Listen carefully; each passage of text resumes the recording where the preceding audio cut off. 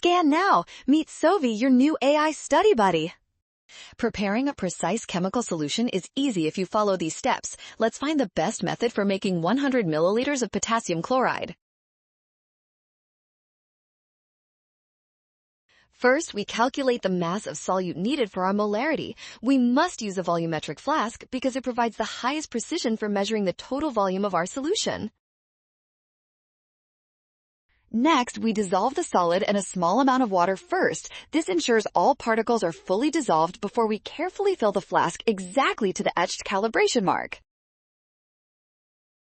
Finally, invert the flask several times to ensure uniform concentration. This procedure guarantees the final volume is exactly 100.0 milliliters. Well done! Scan the code. You can learn better with Sovi. Avoid a rush when mixing. Trust the given steps to ensure your accuracy.